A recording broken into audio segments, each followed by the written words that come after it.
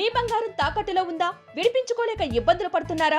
అయితే మీ బంగారాన్ని వెంటనే విడిపించి కొంటాం. గణేష్ గోల్డ్. మీరు సంప్రదించాల్సిన ఫోన్ నంబర్లు 9160-266-916, 8712619507.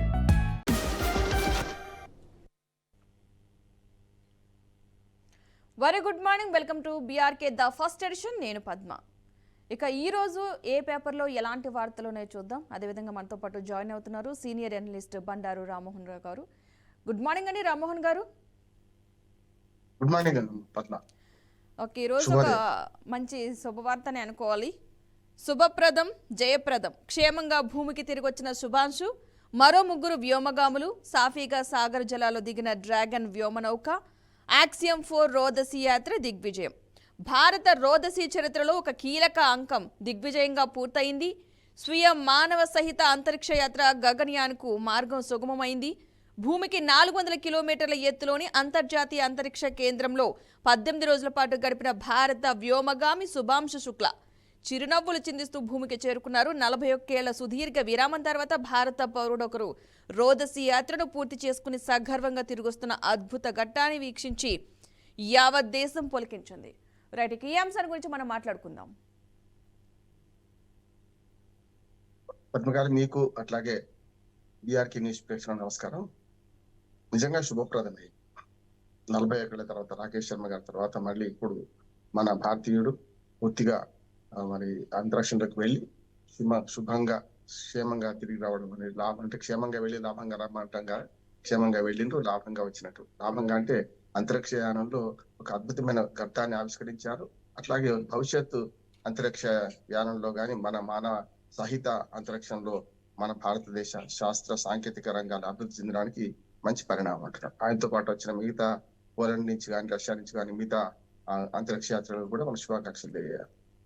ఈ రకంగా ఇవాళ మనం ఒక రకంగా చెప్పాలంటే రాజకీయ సామాజిక రంగాల్లో అధపాదాలను పోతున్నాం, చూస్తున్నాం. హత్యలు, మానభంగాలు ఇటుపక్క రాజకీయంలో గొప్పలు తిట్టుకోవడాలు, కొట్టుకోవడాలు చూస్తున్నాం.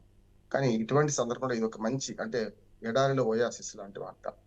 శాస్త్ర సాంకేతిక రంగాల్లో అద్భుతంగా విజయం సాధిస్తూ మన శ్రీహరికోట నుంచి కూడా చాలా ఎన్నో ఉపగ్రహాలను తక్కువ రెంట్కు, మిగతా దేశాల ఉపగ్రహాలను కూడా ఒక్కోసారి సంవత్సరంలో 150-140 ఉపగ్రహాలను విడిచిన మన దేశ శాస్త్ర సాంకేతిక రంగాల చరిత్ర దీంతో మరొకసారి పరిపూర్ణమవుతుంది. మన భారతీయులందరి గర్వకారణం. దీన్ని ఆహ్వానించాలి. ఇది ఇక ముందు కూడా ఈ పరిశోధనలు కొనసాగాలి. మన భారతదేశం కూడా 2031 నాటికి మరి మానవ సహిత అంతరిక్షయానానికి బాటలు వేస్తుందని ఈ ప్రయోగాల ద్వారా మనం నిరూపించబడ్డది. అక్కడ అద్భుతమైన దృశ్యాలు ఆవిష్కరించబడ్డాయి, చూసాం. భగవద్గీత తీసుకెళ్లారు ఆయన. అట్లానే మనకు పైగా పోగానే భారతదేశాన్ని తలుచుకున్నారు. అట్లానే అక్కడికి పోయిన తర్వాత 16 సూర్యోదయాలు చూశాం కదా. ప్రతిరోజు 16 సూర్యోదయాలు చూశారు ఆయన. ఇట్లా ఆ అంతరిక్షంలో అద్భుతమైన ఆవిష్కరణలు చూసి వచ్చి మరి వాళ్ళ మన శాస్త్ర సాంకేతిక రంగాలకు కూడా ఊతమిస్తారు ఈ వ్యోమగారు అందరూ. అందులో ముఖ్యంగా మనకు శుభాంశు శుక్ల మన భారతీయుడు కావడం మన గర్వకారణం. ఓకే రైట్, ఇక మరొక అంశాన్ని అయితే చూద్దామండి. ఈ బనకచెర్ల అంశానికి సంబంధించి 2 రాష్ట్రాల సీఎంలు, 2 తెలుగు రాష్ట్రాల సీఎంలు, అటు AP CM Chandrababu Naidu, Telangana CM Revanth Reddy ఈ బనకచెర్ల అంశానికి సంబంధించి మాట్లాడడం జరుగుతుంది. జలాలకు సంబంధించి మనం నిన్న కూడా ఈ టాపిక్ గురించి మనం మాట్లాడుకోవడం జరిగింది. సో ఇవాళ చర్చిస్తున్నారు కాబట్టి ఎలాంటి పరిణామాలు చోటు చేసుకునే అవకాశం ఉందనుకోవచ్చు అంటారు. అసలు కొంచెం ఇన్ఫర్మేషన్ అయితే చూద్దాం. బనకచెర్లపై ఏపీతో చర్చించేది లేదు, ఈ అంశాన్ని ఎజెండా నుంచి తొలగించండి కేంద్ర జలశక్తి శాఖకు రాష్ట్ర ప్రభుత్వం లేఖ.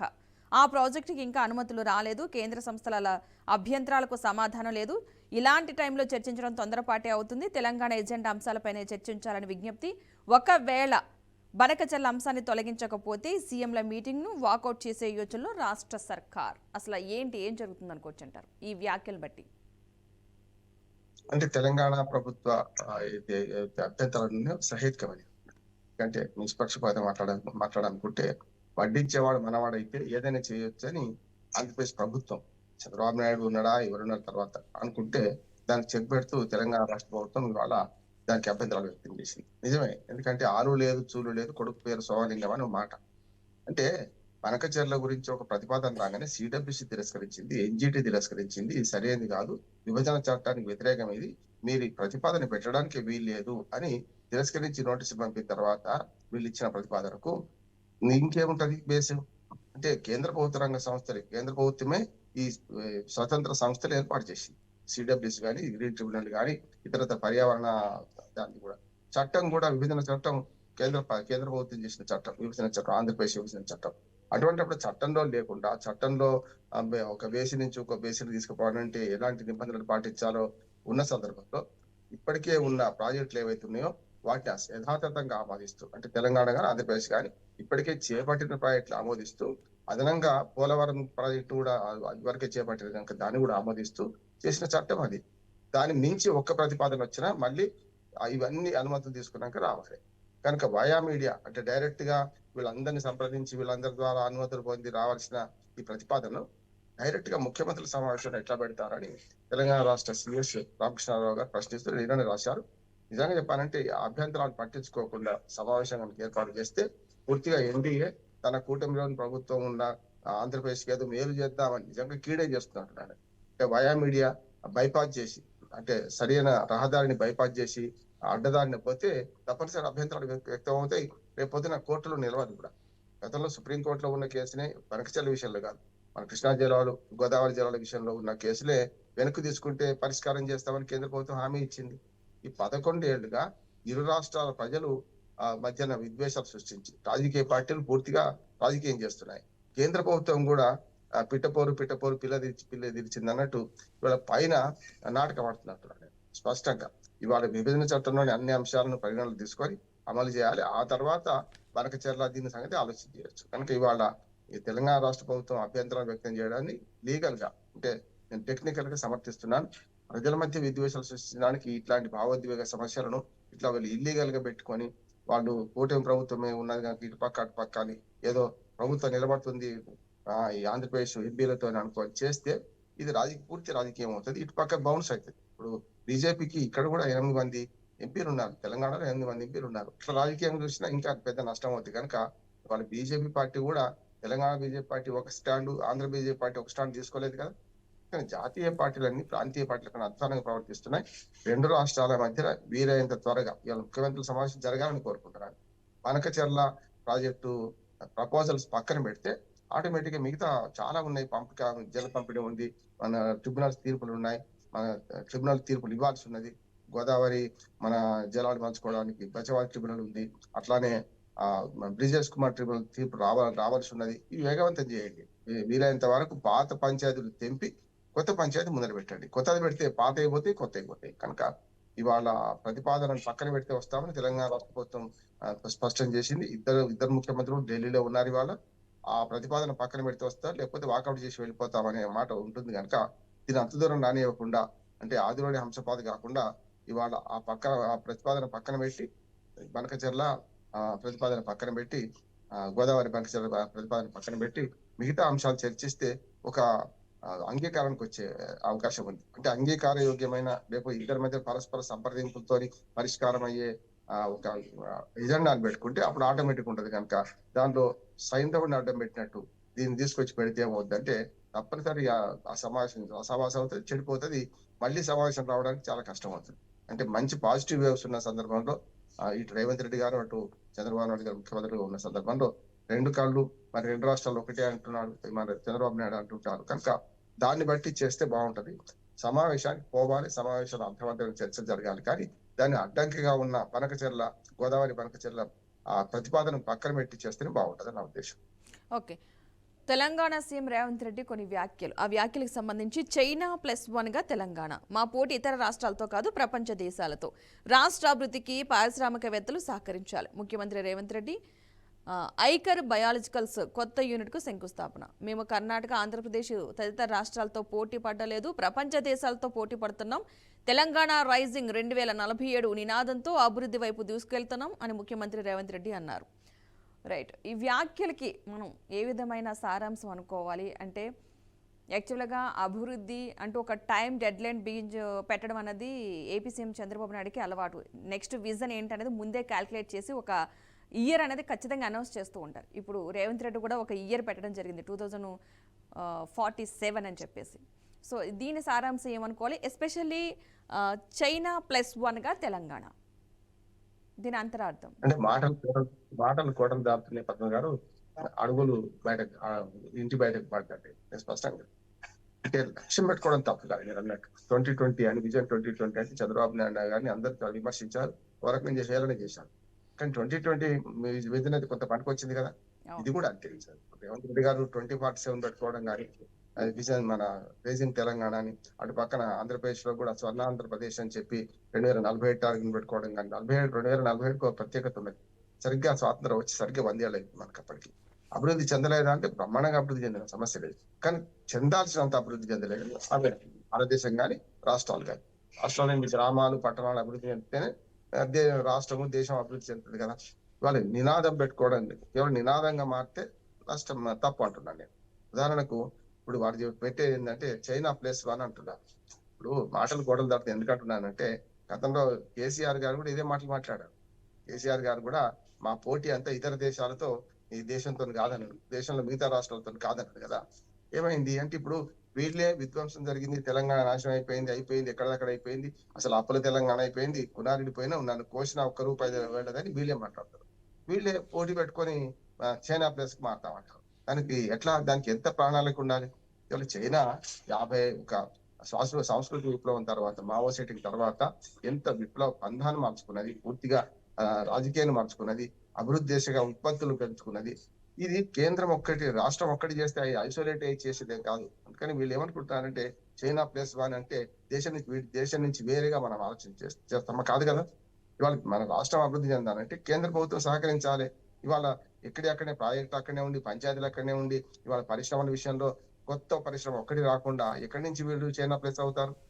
చైనా +1 కావాలంటే సమస్యలు ప్రజాస్వామ్యం వెలివేయాలి, అవినీతి ఉండొద్దు. ఇవాళ అవినీతి చూడండి, తెలంగాణ అవినీతి విషయానికి వస్తే అప్పుడైనా ఇప్పుడైనా ఈ 2 వచ్చిందని నేను అంటలేను. కానీ గతంలో బీఆర్ఎస్ ఉన్నా, అంతకుముందు కాంగ్రెస్ ఉన్నా, ఇప్పుడు మళ్ళీ కాంగ్రెస్ వచ్చినా కూడా ఇవాళ తెల్లారు లేస్తే పావుల కట్టలు బయటపడుతున్నాయి.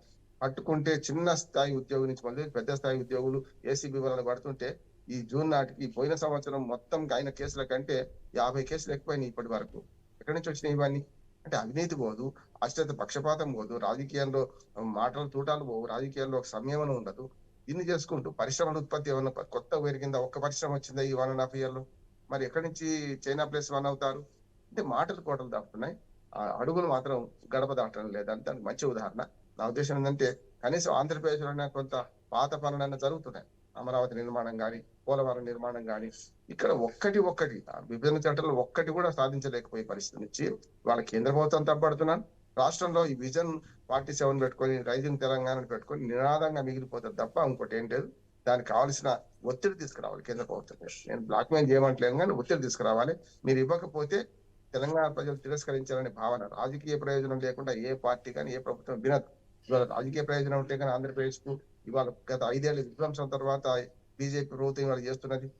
గత 5 ఏళ్ళు చేస్తే ఎవరొద్దన్నారు? గట్టిగా జగన్మోహన్ రెడ్డి గారిని మద్దతించి మీరు ఇది తప్పు, 3 రాజధానులు తప్పు అని ఎక్కడ అనలేకపోయింది ఏంటి? హైకోర్టులో అఫిడవిట్ ఆయనకు అనుకూలంగా ఎట్లా వేస్తారు వీళ్ళు? ఇవాళ ఇక్కడ కూడా అదే అవుతుంది. ఇక్కడ 2 ప్రభుత్వాలు వేరు ఉంటాయి. ప్రభుత్వాలు శాశ్వతం కదా. కాంగ్రెస్ పార్టీ ఉందా, బీజేపీ పార్టీ ఉందా అని కాదు. బీజేపీ ముఖ్యంగా కేంద్ర ప్రభుత్వం తెలుసుకోవాల్సిందే, తెలంగాణ అవసరమైన నిధులు ఏమి ఇవ్వాలి, ఏ రకమైన అభివృద్ధి చేయాలి, వాళ్ళు చేయాలి. ఇవాళ రేవంత్ రెడ్డి, మోడీ గారు, చంద్రబాబు నాయుడు గారు, జగన్మోహన్ రెడ్డి, కేసీఆర్ కూడా శాశ్వతం కాదు. వాళ్ళు చేసిన పనులు శాశ్వతంగా ఉండిపోతాయి.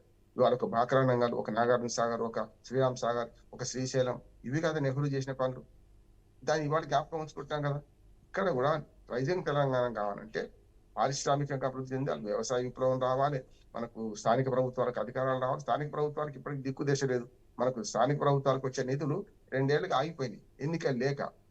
ఎన్నికలు అయితేనే పంపుతారు. ఇవి విడిచిపెట్టి మాటలు మొత్తం రైజింగ్ తెలంగాణ అని మనకి చైనా కంటే మించిపోతాం అనేది అబద్ధం అవుతుంది. ఇది కేవలం పిట్టల ధోరణి మాట్లాడుంటాయి కదా, అట్లాంటివి అయితే. ఓకే, మరొక అంశం, డ్రగ్స్ దందాలో పోలీసుల పిల్లలు. ఇంటెలిజెన్స్ ఎస్పీ కుమారుడు రాహుల్ తేజ, సైబరాబాదు ఏఆర్డీసీపీ కొడుకు మోహన్లను అరెస్ట్ చేసిన ఈగల్. డ్రగ్స్ వ్యవహారంలో మల్లాడు కిచెన్ సూర్యతో పాటు ఇప్పటివరకు 10 మంది అరెస్ట్ చేసిన, అంటే డ్రగ్స్కు సంబంధించి ఎక్కువగా చూస్తే ఈ పోలీసుల పిల్లలు మాత్రమే దొరుకుతున్నారు. అంటే డ్రగ్స్ గురించి, ఈ డ్రగ్స్ కావచ్చు, గంజాయికి సంబంధించి ఏ ప్రభుత్వాలు చర్యలు తీసుకున్నా లాస్ట్కి ఇక పోలీసుల పిల్లలే అందులో డ్రగ్స్లో ఉన్నారు అని తెలిస్తే అన్నది చాలా బాధాకరమైన అంశం. ఎందుకంటే వాళ్ళు ఇలాంటివి చూస్తారు. ఇంకా జాగ్రత్తగా ఉండాల్సిన అంశాలని ఇలా పిల్లలు ఇలాగా అట్రాక్ట్ అవుతే డ్రగ్స్కి ఏంటి పరిస్థితి, అసలు దీనిపై ఎలాంటి చర్యలు తీసుకుంటే మంచిదంటారు? అంటే కొన్ని వ్యవస్థలను ఉపయోగించుకునే వర్గాలు ఎప్పుడు తయారవుతాయి. దానికి పెద్దగా మనం చూస్తుంటాం. మన కార్లు పోతుంటే కార్లలో గతంలో అడ్వకేట్, డాక్టర్ అని వేసుకునేవాళ్ళు. వెనుక వెనుక కారు వెనుక స్టిక్కర్. ఉమ్, ఇవాళ ఆఖరికి వార్డు మెంబర్ స్టిక్కర్ కూడా వేసుకుంటారు.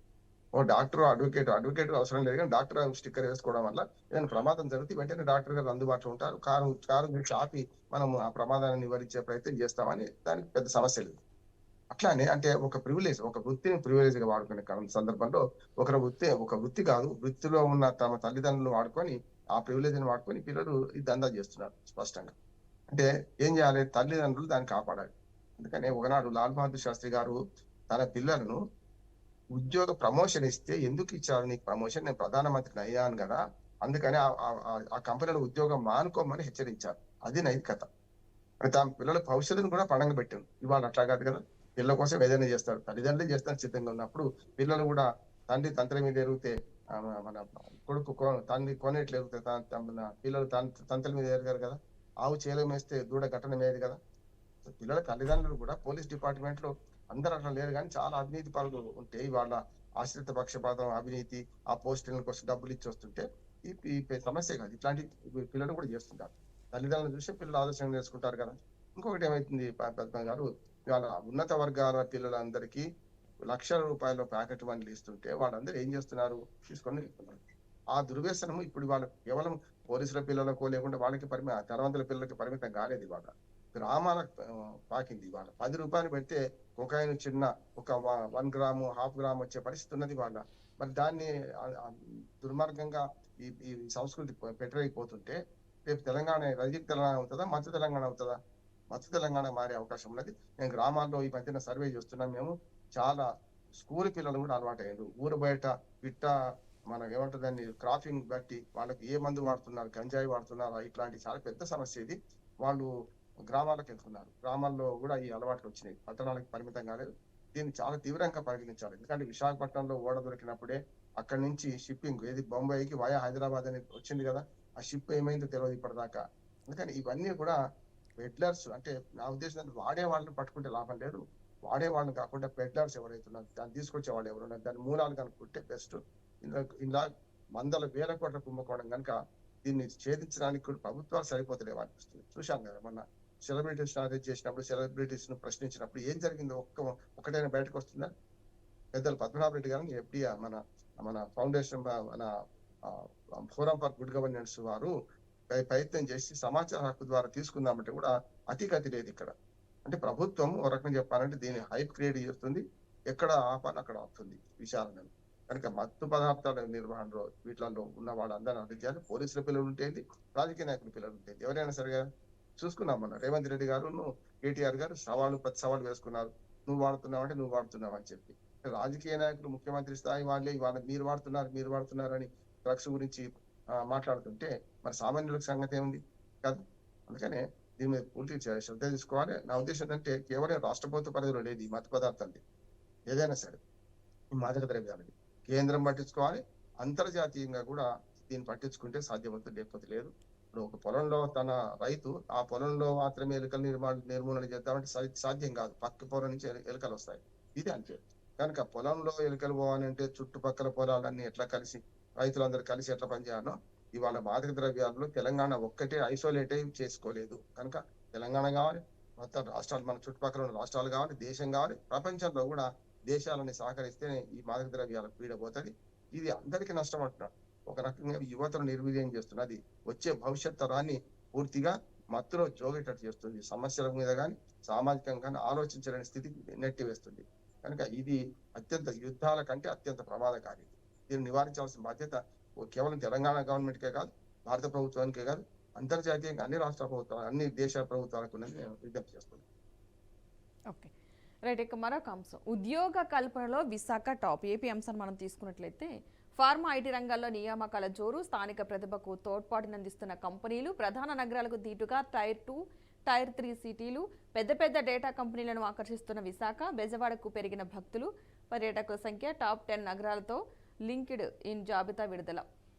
ఉద్యోగాల కల్పన అసాధారణ స్థాయిలో వృద్ధి చెందుతున్న నగరాల్లో విశాఖపట్నం దేశంలోనే అగ్రస్థానంగా నిలిచింది. ప్రాంతాల ఆధారంగా తొలి professional network LinkedIn cities on the rise 2025 నివేదికనైతే చెప్పడం జరిగింది. అంటే ఉద్యోగాల కల్పనలో నిజంగా విశాఖ టాప్. అంటే నిరుద్యోగ సమస్యకి ఏమన్నా కొంచెం ఆశాజనకంగా కనిపించే అంశం అనుకోవచ్చు అంటారా ఈ ఇప్పటి వరకు చూసుకున్న సర్వేలు బట్టి అయితే? చాలా చాలా ఆశ్చర్యజనకంగా నాకు ఇటువంటి విషయాలు, ఇటువంటి వార్తలు వింటుంటే నాకు చాలా సంతోషం అనిపిస్తుంది. ఎందుకంటే విశాఖపట్నం ప్రపంచంలో అత్యంత వేగంగా అభివృద్ధి చెందుతున్నారు. ఇవాళ నగరాలు అంటే ఆర్థిక వ్యవస్థ అంతా నగరాల చుట్టూ తిరుగుతుంది కదా.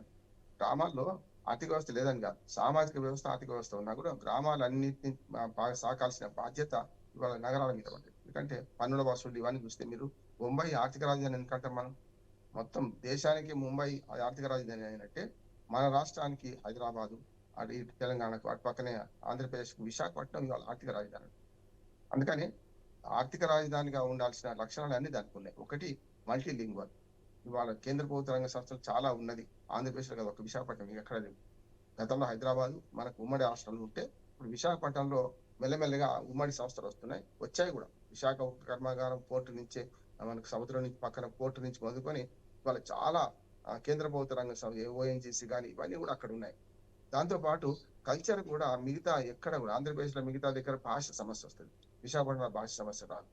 ఇవన్నీ కూడా మన విశాఖపట్నానికి అడ్వాంటేజ్. విశాఖపట్నాన్ని అభివృద్ధి చేస్తే మరొక హైదరాబాద్ గా ఎదగవచ్చు. హైదరాబాద్ అంత పెద్దగా కాకపోవచ్చు, ఎందుకంటే పోలిక లేకపోవచ్చు. కానీ విశాఖపట్నానికి ఉన్న డిసడ్వాంటేజ్ ఒకటి ఏంటంటే సముద్రం, ఆ పక్కన తూర్పు అంతా సముద్రం ఉండడం. కానీ దానికి ఎదుగుదలకు చాలా అవకాశాలు ఉన్నాయి.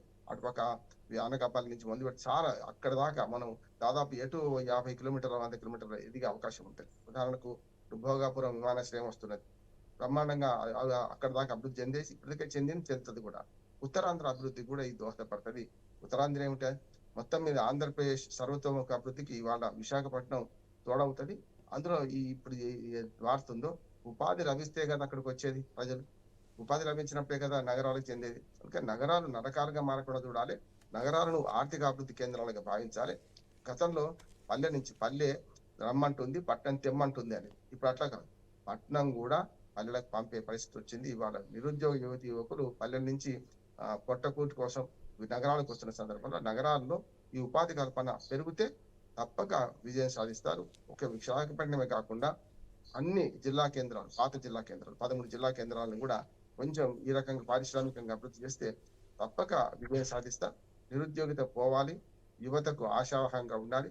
ఉద్యోగం అంటే కేవలం ప్రభుత్వ ఉద్యోగం కాదు, మేము కూడా 10 మందికి ఉద్యోగాలు ఇప్పించగలుగుతాం అనే దాన్ని వాళ్ళ విశాఖపట్నం విజయగాథ మనకు స్పష్టం చేస్తుంది. విశాఖపట్నంలో ఉపాధి పెరగడం చాలా సంతోషం మనందరికీ కూడా.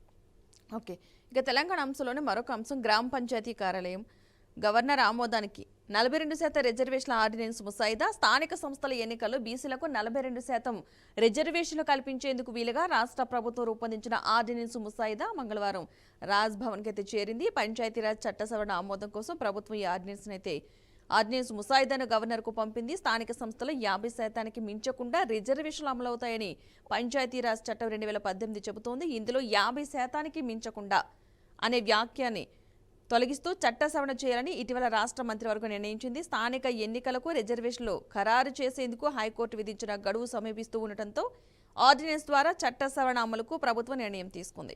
పంచాయతీరాజ్ శాఖ రూపొందించిన ఈ దస్త్రాన్ని తొలుత న్యాయశాఖ ఆమోదించింది.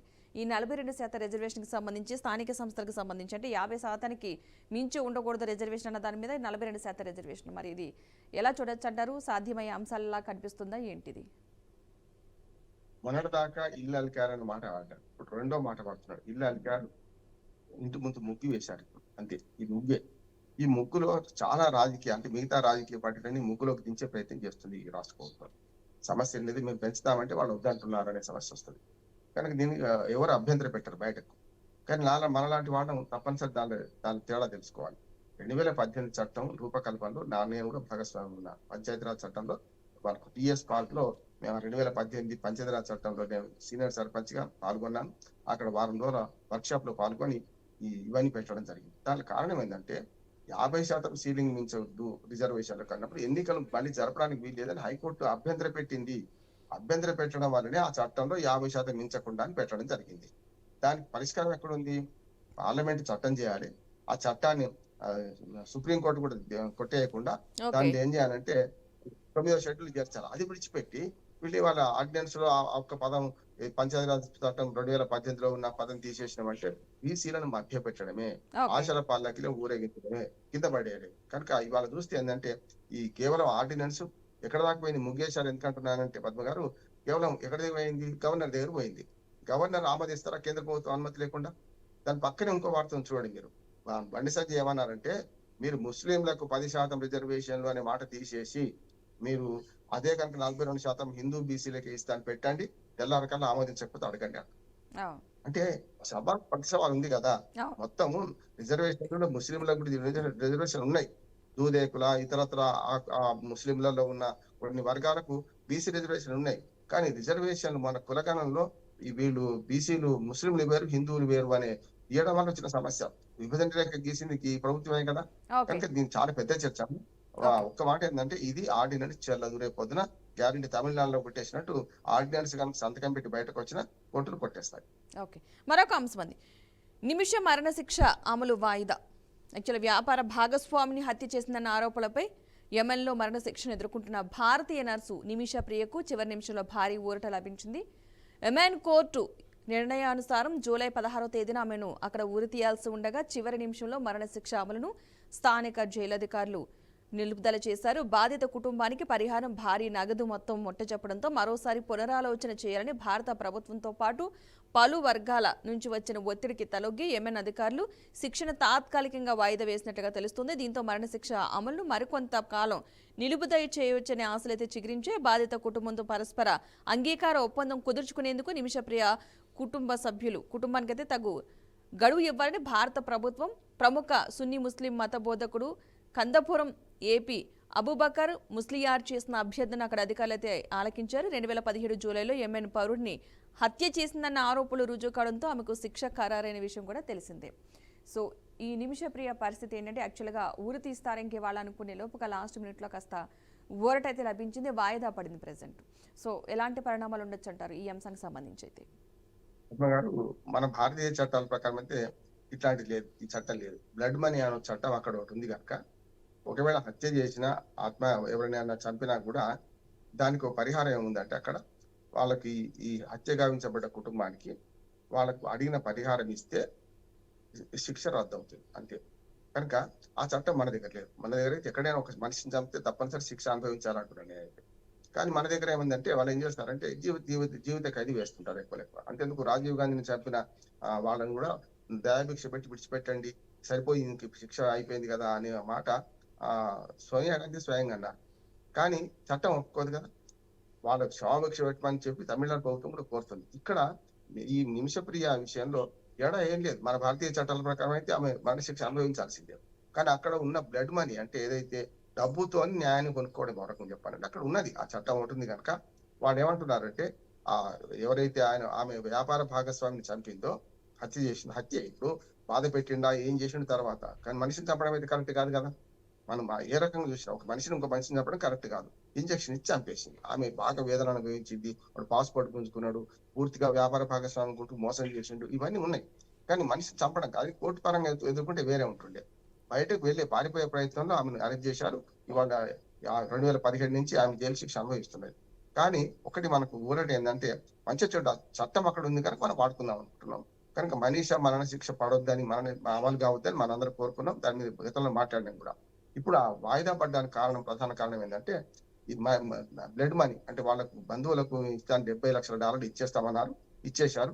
ఇచ్చేసిన తర్వాత దేవుడు వరం ఇచ్చినా పూజారి వరం ఇవ్వలేదని చెప్పి మధ్యన అడ్వకేట్ ఒకటి అడ్డం పడి నాకు 40 లక్షల రూపాయలు రావాలని ఆయన కేసు వేసిండు. వరకు కేసును ఆపిండు. ఆయన సంతకం పెడితేనే కాంప్రమైజ్ దాని మీద అవుతుంది. మన దగ్గర కూడా మనకు లోక్ అదాలత్ల వాటాల్లో అడ్వకేట్లు ఫీజు రాకపోతే సంతకాలు పెట్టరు. కానీ మన చట్టం ఏం చెప్తుందంటే మీ ఫీజుతో సంబంధం లేదు, పెడతారా పెట్టరా, వాళ్ళిద్దరు రాజు చేయండ్రు దోనో. ఇప్పుడు కాజీ బీవి మంగడు పడ్డాల అంగీకారం ఇచ్చినాక మీ సంగతి ఏందని మమ్మల్ని అడ్వకేట్లు అడుగుతారు. అడ్వకేట్ల ఫీజుల గురించి లింక్ పెట్టడానికి మన భారతీయ చట్టాలు అనుమతించవు. ఆ ఫీజు రాలే కనుక నేను సంతకం పెట్టడానికి చెల్లదు. కానీ అక్కడ చెల్తుంది. కనుక ఆయన ఏం చేశారంటే ఒప్పించి ఆయన ఫీజు కూడా తగ్గించారు. ఏం చేశారో మొత్తం మీద కాంప్రమైజ్ డీడ్ రెడీ అవుతుంది. కనుక మీరు దయచేసి ఉరిశిక్ష ఆపండి, జరగాల్సిన పని ఉరిశిక్ష అమలైన తర్వాత మళ్ళీ న్యాయం ఉంటదని చెప్పి భారత ప్రభుత్వం విజ్ఞప్తి చేసింది. భారత ప్రభుత్వానికి కూడా ఆ వర్గం రుణపడి ఉండొచ్చు. కేరళ ప్రభుత్వం, భారత ప్రభుత్వం విజ్ఞప్తితోని ఇవాళ యెమెన్ లో ఆమె ఉరిశిక్ష ఇవాళ పొద్దున అమలు కావాల్సి ఉంటే ఆగింది. సంతోషం, బతికింది. రేపు పొద్దున మళ్ళీ ఇవన్నీ పూర్తి అయ్యేందుకు బెడ్ మనీ పూర్తిగా ఇచ్చి రాజీ కుదుర్చుకోవడానికి మళ్ళీ అడ్వకేట్ ఒప్పాలి. అట్లానే కోర్టు కూడా దీన్ని ఒప్పుకున్న తర్వాతనే క్షమాభిక్ష ప్రసాదించడం జరుగుతుంది. అక్కడి నుంచి మళ్ళీ ఇండియాకి రావడానికి అవకాశం ఉంటుంది. మొత్తం మీద శుభపరిణామం అంటున్నాడు. Okay, right. థ్యాంక్ యూ అండి రామ్మోహన్ గారు, మంచి విశ్లేషణ వివరణ అందించినందుకు థ్యాంక్ యూ సో మచ్ అండి. సో చూసారు కదండి, ఇక ఇది నాటి బీఆర్కే ద ఫస్ట్ ఎడిషన్. రేపటి ఫస్ట్ ఎడిషన్లో మళ్ళీ కలుద్దాం. Keep watching BRK news, Telugu సత్తా.